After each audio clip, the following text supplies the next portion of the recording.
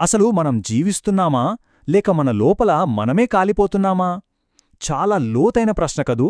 ఇది మన జీవితం యొక్క అసలు సారాంశాన్నే ప్రశ్నిస్తుంది. సరే, పదండి ఈ ఆలోచనా ప్రయాణాన్ని మొదలుపెడదాం. సరే, మన మొదటి భాగం ఒక ప్రమాదకరమైన ప్రశ్న.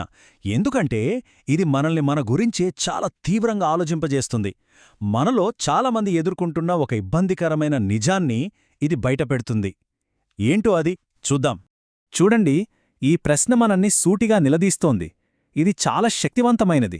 నిజం చెప్పాలంటే కొంచెం కలవరపెట్టేది కూడా. అసలు మనిషి పుట్టింది దేనికి? హాయిగా జీవించడానికా, లేకపోతే ఎప్పుడు ఏదో ఒక అసంతృప్తి అనే మంటలో కాలిపోవడానికా? ఇక్కడ ఈ స్లైడ్లో ఉన్న విషయం నిజంగా చాలా ఆసక్తికరమైనది. మన పొటెన్షియల్కి మన రియాలిటీకి మధ్య ఎంత పెద్ద గ్యాప్ ఉందో చూడండి. ప్రతి మనిషి పుట్టుకతో ఒక ఆనందపుత్రుడు, అంటే ఆనందానికి వారసుడు. కాని మన రియాలిటీ ఏంటి? కోరికలకు బాలిసలుగా బ్రతుకుతున్నాం. ఊపిరైతే తీసుకుంటున్నాం, కాని లోపల మాత్రం కాలిపోతూనే ఉన్నాం. సరే, ఇప్పుడు రెండో భాగానికి వద్దాం. కోరిక అనే అగ్ని. అసలు మన లోపల మనల్ని కాల్చేస్తున్న ఆ మంట ఏంటి? అది మనల్ని ఎలా దహించివేస్తుందో ఒక్కసారి చూద్దాం. చూడండి, మనందరం ఒక భ్రమలో బతుకుతున్నాం.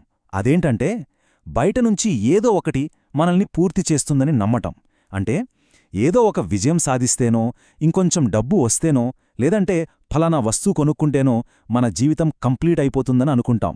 కాని అదంతా నిజంగా ఒక ఇల్యూజన్, ఒక భ్రమ మాత్రమే. మరి మనం ఈ అసంతృప్తిని ఎలా డీల్ చేస్తాం?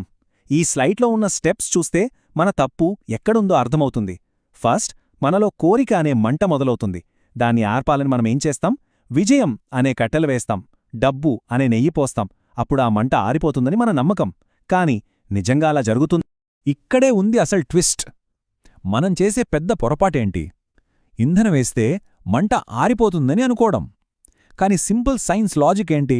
ఫ్యూయిల్ వేస్తే మంట ఆరిపోదు, ఇంకా ఎక్కువ మండుతుంది, ఇంకా వేడెక్కుతుంది. మన జీవితాలు కూడా అంతే. విజయం, డబ్బు లాంటివి మన కోరికల మంటను ఆర్పకపోగా దాన్ని ఇంకా పెంచుతాయన్నమాట. ఓకే, ఇక మూడవ భాగానికొద్దాం. ఒక శాశ్వత సత్యం. ఇప్పటివరకు సమస్యను చూశాం, మరి సొల్యూషన్ ఏంటి? పరిష్కారం ఎక్కడో లేదు, మన ప్రాచీన జ్ఞానంలోనే ఉంది. ఈ పరిష్కారం ఎక్కడనుంచో తెలుసా? యుగరిషి పండిట్ శ్రీరామ్ శర్మ ఆచార్యగారు మే 1981 అఖండ జ్యోతి పత్రికలో ఇచ్చారు. అంటే ఇది ఏదో మామూలు అభిప్రాయం కాదు, ఎన్నో ఏళ్లుగా నిరూపించబడిన ఒక గొప్ప సత్యం. ఈ మాటలు చాలా జాగ్రత్తగా వినాలి.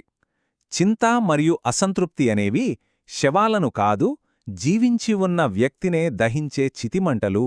అంటే బాధ, అసంతృప్తి అనేవి చనిపోయిన వాళ్లను కాల్చే చితిమంటలు కాదట, బతుకున్న మనల్నే రోజూ కాల్చేస్తాయట. ఎంత నిజం కదా ఈ మాటల్లో? ఇంకా ఏమంటున్నారంటే, మన దగ్గర లేని వాటికోసము దహించుకుపోతూ మన దగ్గర ఉన్న వాటిని ఆనందించకపోవడం తెలివైన తనేనా? ఇది చాలా సూటి ప్రశ్న. మన ఫోకస్ అంతా ఎప్పుడూ మన దగ్గర లేని వాటిమీదే ఉంటుంది. ఆ పరుగులో మన దగ్గరున్న మంచి విషయాల్ని ఎంజాయ్ చేయడమే మర్చిపోతాం. ఇది తెలివైన పనేనా అని ప్రశ్నిస్తున్నారు. సో అసలు కీలకమైన పాయింట్ ఇక్కడే ఉంది. తృష్ణ అంటే కోరిక అనేది ఇంధనం వేయడం వల్ల ఎప్పటికీ ఆరని అగ్ని. దీనికి చికిత్స పొందడం కాదు, అర్థం చేసుకోవడం. చూసారా, కోరిక అనే మంటను ఇంకా ఎక్కువ సంపాదించడం ద్వారా ఆర్పలేం. దానికసలైన ట్రీట్మెంట్ పొందడంలో లేదు, అర్థం చేసుకోవడంలో ఉంది. ప్రాబ్లంని అర్థం చేసుకోవడమే సొల్యూషన్కి ఫస్ట్ స్టెప్. సరే, ఇక ఆఖరి భాగానికొచ్చేశాం. దహించుకుపోకుండా పరుగెత్తడం. అంటే ఈ జ్ఞానాన్ని మన లైఫ్లో ఎలా అప్లై చేయాలి? అంతిమ పరిష్కారం ఏంటంటే ముందుకు వెళ్తూనే ఉండాలి, కాని లోపల కాలిపోకుండా ప్రశాంతంగా ఉండాలి. చాలామందికి ఒక అపోహ ఉంటుంది. సంతృప్తి అంటే కంటెంట్మెంట్, అంటే ఇంకా ఆగిపోవడం, ఏమీ చేయకుండా కూర్చోవడం అనుకుంటారు. కాని అది చాలా పెద్ద తప్పు. సంతృప్తి అంటే ఆగిపోవడం కాదు. దాని అసలు మీనింగ్ ఏంటంటే దహించుకుపోకుండా పరుగెత్తడం. అంటే జీవితంలో ముందుకు వెళ్తూనే ఉండాలి, కాని మనసులో ఆ మంట లేకుండా ప్రశాంతంగా ఉండాలి. అయితే ఈ కొత్త మైండ్ సెట్ని అలవర్చుకోవాలంటే ఏం చెయ్యాలి? కొన్ని విషయాలు గుర్తుపెట్టుకోవాలి. 1. ప్రాబ్లం మన అసంపూర్ణత కాదు, అదంతా ఒక ఇల్యూషన్ అని గ్రహించాలి. 2.